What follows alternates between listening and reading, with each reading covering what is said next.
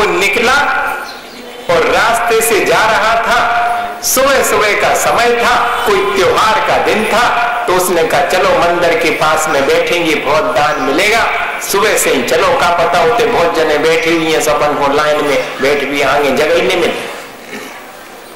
ऐसा विचार करके अत्यंत आसक्ति पूर्वक गया था। सो रास्ते में उसे आवाज आई कि दूर हटो। उसने कहा क्या हुआ? बोले राजा साहब की सवारी आ रही। अरे वाह, मैं तो बहुत दिन से सोच रहा था राजा से मिलना, और राजा साहब खुद आ रहे हैं, सौभाग्य मेरा। सो रास्ते के किनारे खड़ा हो गया इस विचार से कि राजा साहब निकलेंगे, सो अपना निवेदन कर लूंगा, उनसे कुछ मांग लूंगा।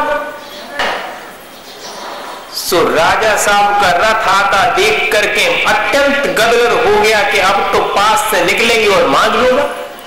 सो पास से क्या निकलेंगे, उसे देखते ही राजा साहब का रथ रुक गया और गदगद हो गया।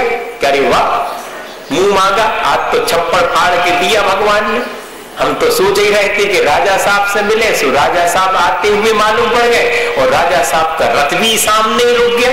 अब तो मौका पूरा है। सो इससे पहले कि वो रथ में बैठे राजा साहब से दान की याचना करे, राजा साहब ने झोली फैला दी और उसी से याचना करने लगे दान की, और कहा कि हे भिखारी, समझता हूं मैं कि तुम्हारे पास देने को बहुत अल्प है, लेकिन मना मत करना।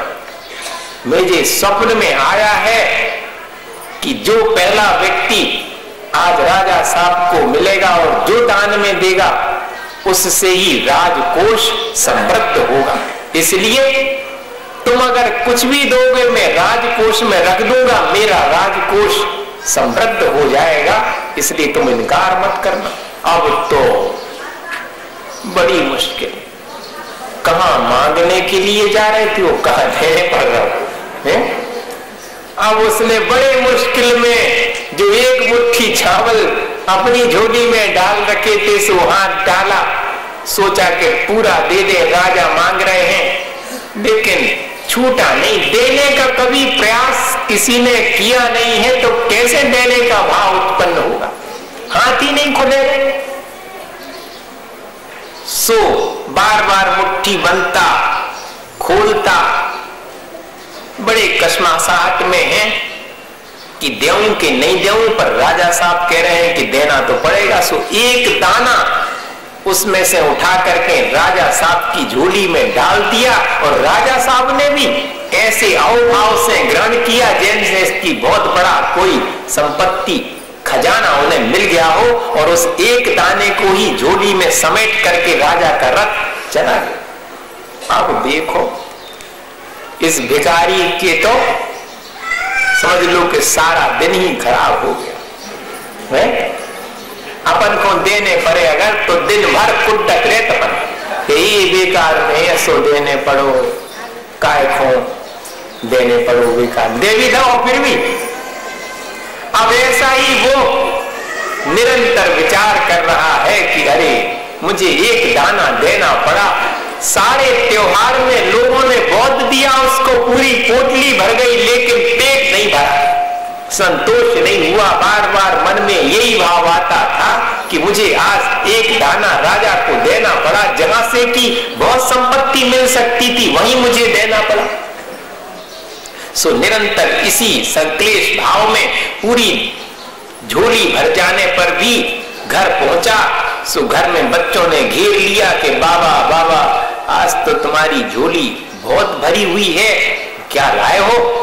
तो सबको झड़क दिया, डांट दिया, क्या कहते हो लाए हैं?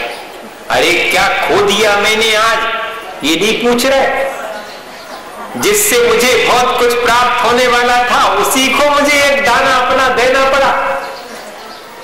पर बच्चों को कहां आता है इतना सब सोचने में। उनने तो सामने जो था उसे ही देखा और झोली बाबा के हाथ से छीन ली, सो नीचे गिर गई। और जब झोली नीचे गिरी तो सारा सामान फैल गया, उसमें से एक दाना सोने का, शेष तो सब चावल, लेकिन एक दाना सोने का। अब छाछ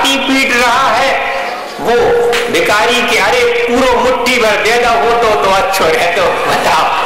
पहले एक दाना देने में सारा दिन संकलेश करता रहा और अब सोने का दाना हो गया। ये देख करके उसके मन में विचार आ रहा है कि पूरा ही दे देते भैया, ऐसा ही अपने साथ ना हो जावे आखिरी समय है कि दे नहीं पाए और जावे को समय आ गया, त्याग नहीं कर पाए और जीवन समाप्त हो गया। सो सब कुछ यहीं के यहीं मुझे छोड़ना पड़ेगा। मैं अपनी इच्छा से छोड़ने जाता तो बहुत अच्छा होता, लेकिन अब तो मजबूरी में प्राण ही निकल रहे हैं, सो सब छूटने वाला है। ऐसा अगर थोड़ा सा सावधान हो जाए अपन, और जब सब छूटे उसके पहले ही अपन अपने मोह को उससे छुड़ा करके और अपने जीवन में त्याग धर्म को अंगीकार करके अपना कल्याण कर सकते हैं। इसी भावना के साथ में आचार्य गुरु विद्यासागर मुनि महाराज, हे गुरुवर शाश्वत सुख दर्शक, यह नग्न स्वरूप तुम्हारा है। जग की नश्वरता का सच्चा दिग दर्शन करने वाला है। जग जग विषयों में रचपति पर फिरने है सोता हूँ, अथवा वह शिव के निष्कंटक पथ में विषकंटक बोता हूँ। और निशाता सन्नाटा वन में वनचारी चलते हो, तब शांत निराकुल मानस तुम तत्वों का चिंतन करते हो। करते जब शैल नदी तट पर तरतल बरसाती घड़ियों में, समतारस पान किया करते सुख दुख दोनों की घड़ियों में। अंतर